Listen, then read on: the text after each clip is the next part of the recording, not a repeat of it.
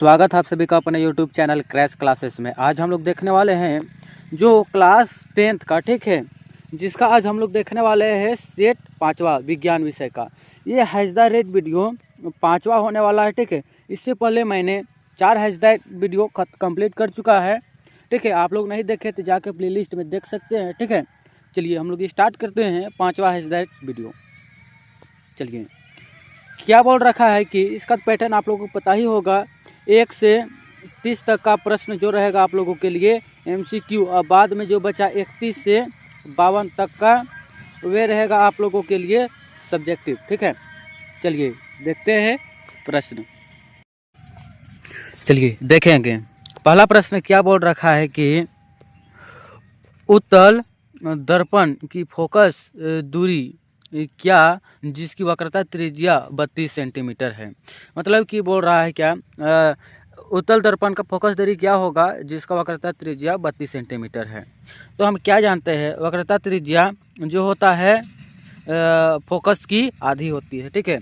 तो क्या हो जाएगा, अच्छा फोकस की दुगुनी होती है, तो फोकस दूरी क्या हो जाएगा, इसका दुगुनी होता है, ठीक है। यानी कि आधा हो जाएगा वक्रता त्रिज्या के, यानी कि 16 सेंटीमीटर।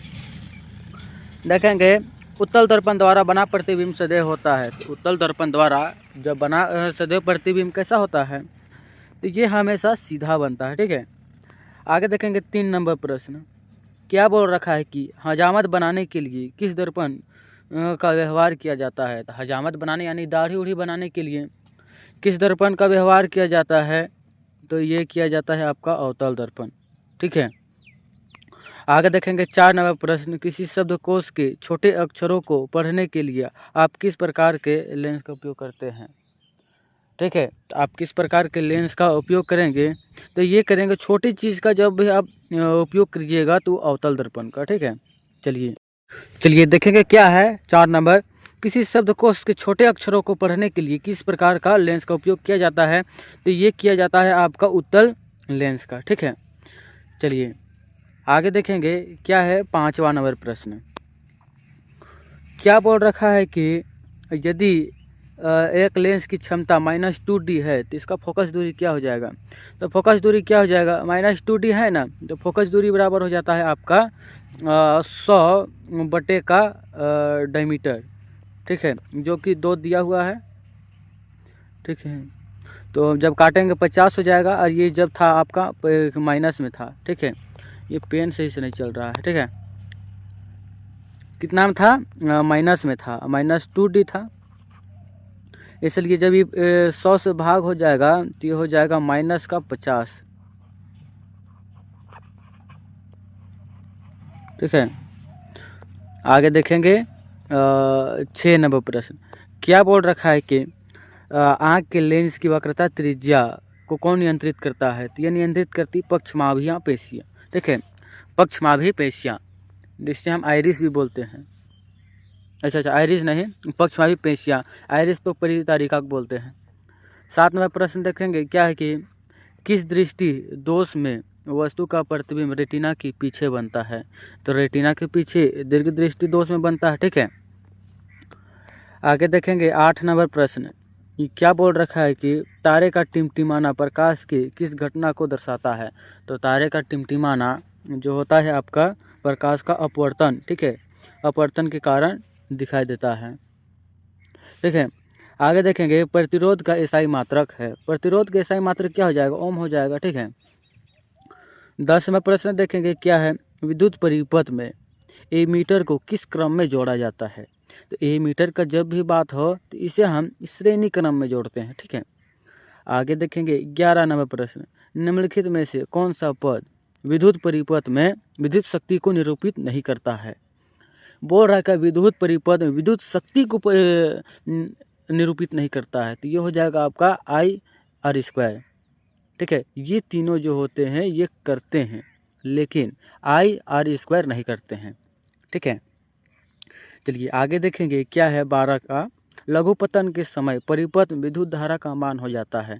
तो लघुपतन जब भी हो जाएगा ना तो बहुत अधिक बढ़ जाता है, ठीक है, बहुत अधिक बढ़ जाता है। आगे देखेंगे 13 नंबर प्रश्न। क्या बोल रखा है कि श्वसन कैसी रासायनिक अभिक्रिया है? तो श्वसन कैसी रासायनिक अभिक्रिया, ये ऊष्माक्षेपी रासायनिक अभिक्रिया है। ठीक है। 14 नंबर देखेंगे क्या है, जल के विद्युत अपघटन में कैथोड पर कौन सा गैस मुक्त होती है? तो कैथोड पर कौन सा गैस मुक्त होगी? ये हो जाएगा H2O। ठीक है, H2O यानी हाइड्रोजन। आगे देखेंगे 15 नंबर क्या है, निम्न में से कौन क्षार है? तो क्षार कौन है? जहाँ OH होगा। ठीक है, तो ये हो जाएगा ऑप्शन नंबर डी। ठीक है। 16 नंबर देखेंगे, जिप्सम का रासायनिक सूत्र क्या है? तो जिप्सम का रासायनिक सूत्र क्या हो जाएगा? CaSO4 2H2O। ठीक है, जिप्सम का बोला तो 2H2O, और प्लास्टर ऑफ पेरिस बोलता है। ठीक है, प्लास्टर ऑफ पेरिस बोलता है तो ऑप्शन नंबर सी हो जाता है। 17 नंबर प्रश्न देखते हैं क्या है, दही में कौन सा अम्ल पाया जाता है? तो दही में कौन सा अम्ल पाया जाता है? तो हम लोग क्या जानते हैं, जो दही में लैक्टिक अम्ल पाया जाता है। दूध और दही बोल दिए तो लैक्टिक अम्ल। आगे देखेंगे क्या है 18 नंबर, पारा और एक अन्य धातु की मिश्र धातु को कहते हैं। पारा और एक अन्य धातु की मिश्र धातु को क्या कहते हैं? तो ये कहते हैं आपका अमलगम। ठीक है। आगे देखेंगे क्या 19 नंबर, निम्न में से कौन विद्युत का सर्वोच्च चालक है? तो सबसे अच्छा चालक क्या है? कॉपर है। ठीक है। 20 नंबर देखेंगे क्या है, त्रिबंध वाले असंतृप्त हाइड्रोकार्बन का सामान्य सूत्र है। तो क्या हो जाएगा, त्रिबंध वाले असंतृप्त हाइड्रोकार्बन का सामान्य सूत्र हो जाएगा CnH2n -2। ठीक है। आगे देखेंगे 21 नंबर प्रश्न, क्या बोल रखा है कि मैग्नीशियम पाया जाता है? तो मैग्नीशियम किस में पाया जाता है? तो ये पाया जाता है क्लोरोफिल में। ठीक है। आगे देखेंगे 23 नंबर, जठर ग्रंथि पाई जाती है। जठर ग्रंथि पाई जाती है, ये पाई जाती है अमाशय में। ठीक है।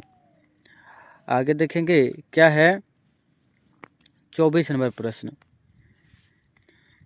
मानव हृदय में कितने कोष्ठक होते हैं? तो मानव हृदय में कितने कोष्ठक होते हैं? ये हो जाते हैं आपके 4 कोष्ठक। ठीक है। आगे देखेंगे 25 नंबर, क्या बोल रखा है कि निम्न में किसमें बर्ध हार्मोन पाया जाता है? मतलब कि बोल सकते हैं बर्ध यानी वृद्धि वाला हार्मोन। ठीक है, तो ये ऑक्सीटोसिन। अब बोल दिया मानव हृदय तो कितने कोष्ठक होती है? तो हम जानते हैं 4, लेकिन बोल दिया पक्षी में कितने कोष्ठक होते हैं, मेढक में कितने कोष्ठक होते हैं, क्या हो जाएगा? ठीक है, तो हो जाएगा मेढक में मछली में 3 कोष्ठक। ठीक है। देखेंगे 26 नंबर, 2 तंत्रिका कोशिका के मध्य खाली स्थान को क्या कहते हैं? इसको हम सिनेप्स कहते हैं। ठीक है। आप लोग ना कोशिका का पूरा मानव कोशिका का पूरा चित्र देख लीजिएगा। ठीक है। उसके आगे देखिएगा क्या 27 नंबर प्रश्न, जनन किस विधि द्वारा समान गुण वाले जीव के विशाल आबादी को कायम रख सकता है? तो कायम कौन रख सकता है? ये कायिक प्रवर्धन रख सकता है। ठीक है। कायिक प्रवर्धन क्या होता है? आपको आप लोग सबका पिक्चर देख लीजिएगा। ठीक है। मुकुलन विधि द्वारा जनन किस प्रकार से होता है, हाइड्रास किस प्रकार होता है, विखंडन से किस प्रकार से होता है, खंडन से किस प्रकार से होता है, कायिक प्रवर्धन से किस प्रकार से होता है। ठीक है। मैं यहाँ बता देता हूँ कायिक प्रवर्धन मतलब कि एक पौधा कौन होगा, अब कहीं से काट के आप लोग दूसरा पौधा बना सकते हैं। ठीक है। आगे देखेंगे 28 नंबर प्रश्न, क्या अंडोत्सर्ग का कारण है? तो अंडोत्सर्ग का कारण क्या हो जाएगा? ये एस्ट्रोजन हो जाएगा। ठीक है, एस्ट्रोजन। 29 नंबर देखेंगे, एक स्त्री में कौन से लिंग गुणसूत्र मिलते हैं? तो एक स्त्री में कौन से लिंग गुणसूत्र मिलते हैं? ये मिलेंगे XX। ठीक है। आगे क्या है 30 नंबर प्रश्न, और इसमें लास्ट प्रश्न हो जाएगा ऑब्जेक्टिव का, जैव आवर्धन करने वाला सामान्य है। तो जैव आवर्धन करने वाला सामान्य क्या हो जाएगा? ये हो जाएगा DDT, यानी कि ये जो है जैव आवर्धन का कारण होता है। चलिए देखेंगे अब अति लघु उत्तरीय प्रश्न, यानी कि 2 नंबर का किस प्रकार से प्रश्न पूछे जाते हैं और किस प्रकार से प्रश्न पूछे गए हैं, इस पर पूरे आप लोगों को अनुभव मिलेगा। ठीक है। चलिए देखेंगे क्या है, उत्तल लेंस में बनते हुए प्रतिबिंब का स्वच्छ किरण आरेख खींचे जब वस्तु को F1 तथा 2F1 के बीच रखा जाता है। ठीक है, तो क्या हो जाएगा? ये हो जाएगा आपका, देखिए चित्र देख लीजिए, ये क्या है? उत्तल लेंस। ठीक है। और इसमें दर्पण कहाँ रखा गया है? दर्पण के आरेख बनाने बोल रहा है F1, यानी कि F1 कहाँ है? ये पास। ठीक है, ये पास। और 2F1 यानी पीछे। के बीच रखा गया है, यानी कि बी, यानी कि दोनों के बीच बी में रखा गया है, कैसे बनेगा? ठीक है, तो ये आप लोगों के इस प्रकार से बन सकता है। ठीक है, आप लोग इसका पिक्चर आराम से देख के अनुभव कर सकते हैं। 32 नंबर प्रश्न देखते हैं, क्या बोल रहा है? जरा दृष्टिता किसे कहते हैं, इसे कैसे दूर किया जाता है? जरा दृष्टिता। ठीक है, तो जरा दृष्टिता देखेंगे क्या है। यह नेत्र में होने वाला एक प्रकार का दीर्घ दृष्टि दोष है। आयु में वृद्धि होने पर मानव नेत्र की समंजन क्षमता घट जाती है। कारण क्या होता है? यह पक्षमाभि पेशियाँ की धीरे धीरे कमज़ोर होने तथा क्रिस्टलीय लेंस की लचीलेपन में कमी आने के कारण होता है। ठीक है, इसका संशोधन किस प्रकार से किया जाता है? तो इस लेंस को दूर करने के लिए, ठीक है, इस दोष को दूर करने के लिए द्विफोकल लेंस का व्यवहार किया जाता है, मतलब कि जिसपे उत्तल और अवतल दोनों प्रकार के लेंस लगा होता है। ठीक है, चलिए आगे देखेंगे 33 नंबर प्रश्न, क्या कि उपचयन अपचयन को रेडॉक्स अभिक्रिया भी कहते हैं। क्यों कहते हैं? उसे हम अथवा करके लिख सकते हैं। रेडॉक्स अभिक्रिया क्या है? ठीक है, उदाहरण द्वारा समझाएं। चलिए रेडॉक्स अभिक्रिया समझाते हैं। नीचे उपचयन अपचयन अभिक्रिया हमेशा साथ साथ होती है, इसलिए उसे रेडॉक्स अभिक्रिया भी कहा जाता है। ठीक है, जिस प्रकार से नीचे दिया गया है CuO प्लस H2, ठीक है, उपचयन अपचयन दोनों एक साथ अभिक्रिया हो रहा है, जैसे कि Cu प्लस H2O। 34 नंबर देखेंगे, बेकिंग सोडा के 3 उपयोग लिखे। तो बेकिंग सोडा के 3 उपयोग कौन कौन से हो जाएंगे? पहला उपयोग हो जाएगा बेकिंग पाउडर बनाने में। ठीक है, दूसरा उपयोग हो जाएगा सोडा अम्ल अग्निशामक में। तीसरा उपयोग हो जाएगा औषधि के रूप में। ठीक है, औषधि के रूप में शरीर की अम्लता दूर करने में। ठीक है, आगे देखेंगे 35 नंबर प्रश्न क्या है? पितरस के 2 कार्य लिखिए। ठीक है, पितरस के 2 कार्य कौन कौन से हो जाएंगे? चलिए देखेंगे। पहला कार्य हो जाएगा आमाशय में आए भोजन के अम्लीय प्रभाव को क्षारीय करता है पित्त। ठीक है, पित्त में क्या होता है? क्षारक होता है। ठीक है, तो जब आमाशय से जब आते हैं भोजन, तो वह अम्ल प्रकार से जो व्यवहार करते हैं उसे क्षारीय कर देता है। ठीक है, और दूसरा क्या है? यह आंत की दीवार को क्रमकुचन की उत्तेजित करता है, मतलब धीरे धीरे उतारने का काम करता है भोजन को। नहीं तो डायरेक्ट उतर जाता है, तो डायरेक्ट हम खाना खाते हैं, चिढ़ाम के करता है पेट के अंदर में। ठीक है, आगे देखेंगे, मुझे लगता है बीच वाला छूट गया है। चलिए देखें कि क्या भी नंबर बोला है। संक्षारण को परिभाषित करें। संक्षारण से बचने के 2 उपाय लिखें। ठीक है, संक्षारण मतलब कि कोई भी चीज़ थोड़ा थोड़ा नष्ट होने लगता है। जैसे कि यहाँ परिभाषा में हम लोग देख रहे हैं, क्या बोल रखा है कि वायु तथा नमी की उपस्थिति में किसी धातु का परत बनकर नष्ट होना संक्षारण कहलाता है। ठीक है, धातु का जो परत होता है बन के नष्ट होता है, उसे हम संक्षारण कहते हैं। ये यदस लेपन द्वारा इसे इसका संरक्षण बताया जा सकता है। ठीक है, संरक्षण किया जा सकता है, जैसे कि जिंक की परत चढ़ा के। ठीक है, और दूसरा है पेंट करके, धातु के ऊपर कोई पेंट करके।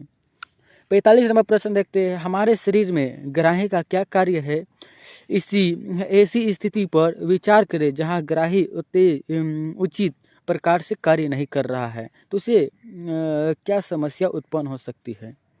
तो ग्राही सूचनाओं को ग्रहण करके उन्हें आवेग के रूप में संवेदी तंत्रिका द्वारा मेरुरज्जु और मस्तिष्क में भेजता है। वह उन सूचनाओं का विश्लेषण होता है, तदनुसार एक उपयुक्त आदेश आवेग के रूप में मोटर तंत्रिका द्वारा उस ग्राही अंग की पेशी में ज्ञान इंद्रियों में भेजा जाता है। तदनुसार अनुक्रिया होती है। यदि ग्राही अंग उचित प्रकार से कार्य नहीं करेगा तो सूचना मस्तिष्क या मेरुरज्जु तक नहीं पहुंच सकेगी। इस प्रकार शरीर में आवश्यकता कार्य संपादित नहीं हो सकेंगे और वह किसी भी संभावित खतरे का शिकार हो जाएगा। ठीक है, मतलब कि जब ये हमारे शरीर में ग्राही जो होते हैं उससे हम लोग कोई भी अनुभव कर पाते हैं। जैसे पैर है, ठीक है, पैर से मान के चलिए कोई गर्म चीज़ में हम लगा लिया, फिर कांटे के ऊपर चला गया मेरा पैर, तो ग्राही तक जब तक सूचना नहीं पहुंचेगा मस्तिष्क ग्राही के द्वारा, तब तक वह हटेगा नहीं पैर, ठीक है। तो अचानक ये मेरुरज्जु द्वारा ही ये नियंत्रित हो जाता है, ठीक है। जैसे कांटे में लगा और डायरेक्ट हट गया पैर, ठीक है, तो ये अचानक क्रिया होता है। लेकिन जब ग्राही काम ना करे, ठीक है, तो क्या हो जाएगा, तो हमारे पैर जो है कांटी में घुस जाएगा, ठीक है, ये वो हटा नहीं पाएगा। और दूसरा क्या बोल रखा है, अच्छा इधर 46 नंबर, जनन किसी स्पीसीज की समष्टि के अस्थायित्व में किस प्रकार सहायता करता है। देखेंगे, जनन द्वारा जीव अपनी प्रकृति अथवा नई संतति को जन्म देती है। यद्यपि नई संतति जनक की पूर्ण प्रकृति नहीं होती है, फिर भी उनमें मौलिक समानताएं होती है। इस प्रकार जनन के द्वारा जीव अपनी संतति के निर्माण की प्रक्रिया को बनाए रखता है। यदि जीवों में जनन की प्रक्रिया नहीं होती है तो वे अपने समान जीवों की उत्पत्ति नहीं कर पाते हैं तथा एक समय के बाद उनका अस्तित्व ही मिट जाता है। इस स्पीसीज में पाए जाने वाले जीवों की विशाल संख्या जनन का परिणाम है, ठीक है। आगे देखेंगे क्या बोल रखा है कि जनन से विभिन्नताएं भी उत्पन्न होती है। ये विभिन्नताएं विपरीत परिस्थितियों में भी जीवधारियों को जीवित रहने में सहायता करती है। इस प्रकार उन जीवों की स्पीसीज समाप्त नहीं होते हैं। इस प्रकार, ठीक है, इस प्रकार जनन किसी स्पीसीज में समष्टि के अस्थायित्व में महत्वपूर्ण रूप से सहायता करता है, ठीक है। मान के चलिए जनन नहीं होगा तो किसी चीज़ का स्पीसीज समाप्त हो जाएगा। जैसे कि मानव, ठीक है, मान के लिए मानव जनन नहीं करेगा, मतलब बच्चा पैदा नहीं करेगा, तो उसका अस्तित्व समाप्त ही ना हो जाएगा। क्योंकि जब पैदा नहीं लेगा तो फिर खाली मृत्यु बस होगा, फिर मृत्यु खाली होगा तो आदमी का पता चलेगा कोई आदमी ही नहीं है यहाँ पे, ठीक है। इसलिए जनन करना बहुत ही आवश्यक है और इस समष्टि के अस्तित्व को बनाए रखता है, ठीक है। आगे देखेंगे क्या है 4 नंबर प्रश्न, श्रेणी क्रम में संयोजित करने के स्थान पर वैद्युत युक्तियों को पार्श्व क्रम में संयोजित करने की क्या लाभ है। मतलब बोल रहा है क्या कि श्रेणी क्रम में संयोजित करने के स्थान पर, मतलब श्रेणी क्रम कर रहे हैं उसके जगह में हम पार्श्व क्रम यानी कि समांतर क्रम संयोजन करेंगे तो क्या क्या लाभ हो सकते हैं। पहला देखेंगे पार्श्व क्रम में संयोजित विद्युत उपकरण में कोई उपकरण फ्यूज हो जाने पर अन्य उपकरण को कोई प्रभाव या कार्य बाधित नहीं होता है, ठीक है। मतलब कि मान के चलिए श्रेणी क्रम में जोड़ा रहता है ना, तो एगो चीज़ फ्यूज हो जाएगा ना, एगो उपकरण, तो पूरा परिपथ बाधित हो जाता है। लेकिन पार्श्व क्रम में ऐसा नहीं होता है। एगो कोई फ्यूज खराब हो जाए या बंद हो जाए तो दूसरों को प्रभावित नहीं करता है और दूसरा सुरक्षित रहता है। दूसरा क्या है, प्रत्येक उपकरण अपनी आवश्यकता के अनुसार धारा ग्रहण करते हैं, फलस्वरूप वे अच्छी तरह से कार्य करती है। जब हम, मतलब बोल रहा है क्या, पार्श्व क्रम में सब अपने अपने आवश्यकता के अनुसार धारा लेते हैं और अपना अनुसार काम करते हैं, ठीक है। लेकिन जब हम पार्श्व क्रम में श्रेणी क्रम में संयोजित करते हैं तो वह किसी को कम वोल्टेज मिलता है, किसी को ज़्यादा मिलता है। क्योंकि ये परिपथ जो होता है, आप लोग सादी लाइट में देखे हैं लरी बोल, वह इसी क्रम से जोड़ा होता है, श्रेणी क्रम से। एक बोल फ्यूज तो यानी पूरा परिपथ बर्बाद, ठीक है। एक बोल थोड़ा कम जल रहा है तो यानी कोई ज़्यादा जल रहा है, इस प्रकार से होता है, ठीक है। बी नंबर देखेंगे, 4 ओम, 8 ओम, 12 ओम तथा 24 ओम प्रतिरोध की 4 कुंडलियों को इस प्रकार संयोजित कर सकें कि अधिकतम 48 ओम, न्यूनतम 2 ओम प्रतिरोध प्राप्त हो सके। पहला, अधिकतम प्रतिरोध का प्राप्त करने के लिए प्रतिरोध में कुंडली को श्रेणी क्रम में जोड़ा जाता है। R बराबर, ठीक है, R1, R2, R3, R4, ठीक है। तो 4 ओम प्लस 8 ओम प्लस 12 ओम 24 ओम हो जाएगा 48 ओम। सभी को हम श्रेणी क्रम में जोड़ते हैं और न्यूनतम लाने के लिए यहाँ पार्श्व क्रम में जोड़ते हैं, मतलब 1/2 करके, तो हो जाता है ये 2 ओम, ठीक है। आगे देखेंगे 48 नंबर का ए नंबर, क्या बोल रखा है कि अतिभारण और लघुपतन के समय घरेलू विद्युत परिपथ में अतिभारण और लघुपतन से बचने के लिए सावधानी बरतनी चाहिए। मतलब कि अतिभारण या लघुपतन होता है तो उसे किस प्रकार से बचा जाता है, ठीक है, वही बोल रहा है। क्या हो जाएगा, कभी कभी एक साथ बहुत सारे, मतलब बता रहा अतिभारण, कभी कभी एक साथ बहुत सारे उपकरण जैसे कि हीटर, फ्यूज, विद्युत आयरन, विद्युत मोटर आदि एक साथ चालू कर दिए देते हैं तो परिपथ में बोझ बहुत अधिक बढ़ जाता है, तो उसे अतिभारण कहते हैं, ठीक है। और जब किसी कारणवश गर्म तार यानी कि जीवित तार, ठंडे तार यानी उदासीन तार आपस में सट जाते हैं तो परिपथ में मान बहुत अधिक घट जाता है, ठीक है। तो अर्थात शून्य हो जाता है, जिसके प्रवाहित धारा की प्रबलता, ठीक है, जो प्रबलता होती है लगभग दुगुनी हो जाती है। इस घटना को लघुपतन कहते हैं, ठीक है। जो प्रवाहित धारा लगभग, अच्छा कहाँ देख रहे थे हम, ऊपर बहुत प्रबलता लगभग दुगुनी हो जाती है। इस घटना को लघुपतन कहते हैं, ठीक है। अतिभारण एवं लघुपतन से बचने के लिए परिपथ में फ्यूज लगाना चाहिए, ठीक है। और क्या, अत्यधिक विद्युत संयंत्र को एक ही परिपथ में नहीं संयोजित करना चाहिए, ठीक है। चलिए देखेंगे बी नंबर।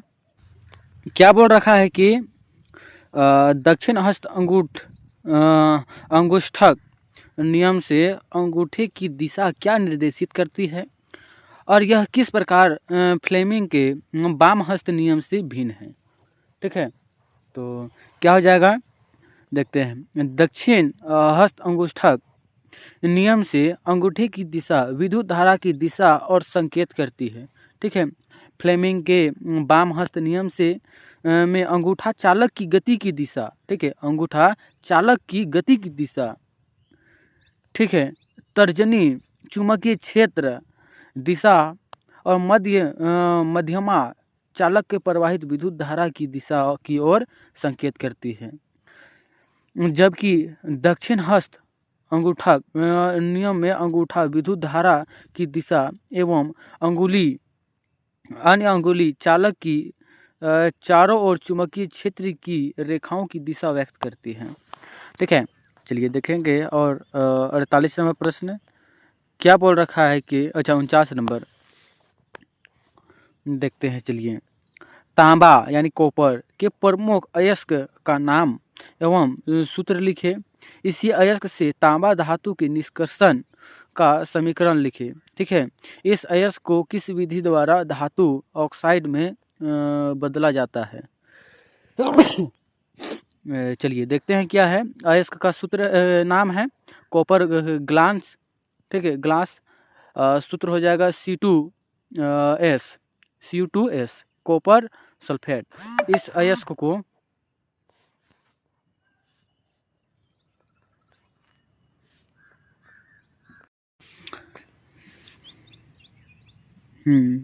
इस अयस्क को बर्जन विधि द्वारा धातु ऑक्साइड में बदला जाता है। निष्कर्षण क्या, निष्कर्षण का समीकरण 2Cus, ठीक है, प्लस 3O2 उसमें करेंगे तो क्या हो जाएगा, CO plus 2SO2, 2Cu2O plus Cu2S उसमें 6Cu प्लस SO2। 50 नंबर देखेंगे। प्रोपीन, इथाइन सबका आणविक सूत्र और संरचना सूत्र लिखना है, ठीक है। Methanol, propanol, ethanol, propenyl, propanone, butanone, methyl अम्ल, ठीक है, मेथेनोइक अम्ल, एथेनोइक अम्ल, ठीक है, सबका सूत्र लिखा हुआ है, इस प्रकार से देख सकते हैं। नाम प्रोपेन C2, अच्छा C3H6, इस प्रकार संरचना सूत्र। एथाइन C2H2, इस प्रकार से। मेथेनॉल CH3OH, इस प्रकार से है। आगे देखेंगे। प्रोपेनाइल, ठीक है, नॉल C3H7OH, इस प्रकार सूत्र। एथेनाइल CH3COH, इस प्रकार सूत्र। प्रोपेनाइल देखिए नाम, प्रोपेनोन, ब्यूटेनोन, मेथेनोइक अम्ल CH3COH डबल बॉन्ड ऑक्सीजन के साथ, ठीक है। आगे देखेंगे क्या है एथेनोइक अम्ल CH3COH। ठीक है, आगे देखेंगे 51 नंबर प्रश्न। क्या बोल रहा है कि मानव उत्सर्जन तंत्र नामांकन चित्र बनाए। उत्सर्जन तंत्र है, ठीक है, इस प्रकार से ऊपर वाला सिरा, नीचे वाला धमनी, विवृक, मूत्रवाहिनी, मूत्राशय जहाँ जमा होता है, मूत्र मार्ग मतलब जहाँ से मूत्र निकलता है। बी नंबर देखेंगे मानव हृदय में वहन तंत्र को घटन कौन से हैं, इस घटकों के क्या कार्य है। ठीक है, चलिए देखेंगे मानव में वहन तंत्र के घटक और उनके कार्य निम्नलिखित है। पहला, हृदय रुधिर को एक पंप की तरह शरीर के विभिन्न भागों में भोजन अशुद्ध रक्त को शुद्ध होने के लिए फेफड़ों और गुर्दे में भोजन तथा शुद्ध शरीर को शरीर के विभिन्न भागों में भेजता है। ठीक है, आगे देखेंगे क्या है धमनियाँ शुद्ध या ऑक्सीजनित रुधिर को हृदय से दूर शरीर अंगों में भेजना है। शिराएं क्या करता है, अशुद्ध या विऑक्सीजनित रक्त को हृदय तक लाता है। कोशिकाएं क्या करती है, रक्त को शरीर के संकीर्ण भागों त्वचा में भेजता है सभी अंगों तक। बिंबाणु या प्लेटलेट्स रुधिर का थक्का बनाने में सहायता करता है, यह अनुरक्षण भी है। आगे देखेंगे अनुवांशिक की परिभाषा दे। अनुवांशिकता में मेंडल का क्या योगदान था, तो चलिए इसका देखेंगे परिभाषा क्या है। जीव विज्ञान की वह विशेष शाखा जिसके अंतर्गत अनुवांशिकता की सूक्ष्म क्रियाविधि, अनुवांशिकता के प्रभाव, क्या अनुवांशिकता के सूक्ष्म क्रियाविधि और अनुवांशिकता के प्रभाव, अनुवांशिकता से संबंधी परिवर्तनों का अध्ययन किया जाता है, अनुवांशिकी कहलाता है। ठीक है, क्या है ग्रेगर जॉन मेंडल 1822 से 1884 ने जीव विज्ञान की इस विशेष अनुवांशिकी की अति महत्वपूर्ण योगदान दिया था। ठीक है, इसलिए उन्हें अनुवांशिकी का जनक कहा जाता है। उन्होंने मटर के दाने पर संकरण तरह तरह के प्रयोग किए थे और 3 नियमों का प्रतिपादन किया। पहला है प्रभाविकता का नियम, दूसरा पृथक्करण का नियम, चौथा है अपवहन का नियम। ठीक है, क्या है संकरण में भाग लेने वाले पौधे का प्रभावी गुण प्रकट होती है और अप्रभावी गुण छिप जाता है। क्या संकरण में भाग लेगा तो प्रभावी गुण दिखाई देगा और अप्रभावी गुण छिप जाएगा। पृथक्करण का नियम युग्मकों की रचना के समय कारणों के जोड़े का कारण अलग अलग हो जाता है। इस दोनों में से केवल एक युग्मक के पास पहुंचता है। दोनों कारक कभी भी एक साथ युग्मक में नहीं जाते हैं। अपवहन का नियम जीव गुण के कारण कारक एक दूसरे को प्रभावित किए बिना अपने आप जन्म मुक्त रूप से युग्मकों में जाते हैं और अपने आप को प्रकट करते हैं। उदाहरण के लिए द्विसंकरण क्रॉस की दूसरी पीढ़ी की संतानों में सभी कारण के गुण अलग अलग दिखाई देते हैं, पर पहली पीढ़ी में अपने प्रभावी गुण ही प्रकट होते हैं। बी नंबर क्या है, जीनों की किन्हीं 3 विशेषता का उल्लेख करें। ठीक है, पहला हो जाएगा ये अनुवांशिक पदार्थों की इकाइयां हैं जिनमें द्विगुण की क्षमता होती है। दूसरा क्या है, ये पुनर्योजन की इकाई है और ये क्रॉस अंतर आवर्त क्रिया में भाग ले सकती है। तीसरा क्या है, जीन उत्परिवर्तित होकर विभिन्नताएं उत्पन्न करती है। उत्परिवर्तन से जीन में संग्राही सूचनाएं बदल जाती हैं। चौथा नंबर क्या है, ये शरीर लक्षणों एवं क्रियाओं से संबंधबद्ध होती है। ठीक है, वैसे लक्षण अथवा वैसी क्रियाएं को प्रकट करती है, हमें सहायता करती है। ठीक है, ये अन्य महत्वपूर्ण प्रश्न है, आप लोग यहाँ देख सकते हैं। और चाहते हैं इसके लिए अन्य महत्वपूर्ण के लिए आप लोगों के लिए अलग से वीडियो आए तो आप लोग चैनल को सब्सक्राइब कर ले। ठीक है, और अपना पढ़ाई को सीक्वेंस में करने के लिए प्लेलिस्ट जाकर चेक करें। ठीक है, फिर मिलेंगे अगले बेहतरीन टॉपिक के साथ। जय हिंद, जय भारत।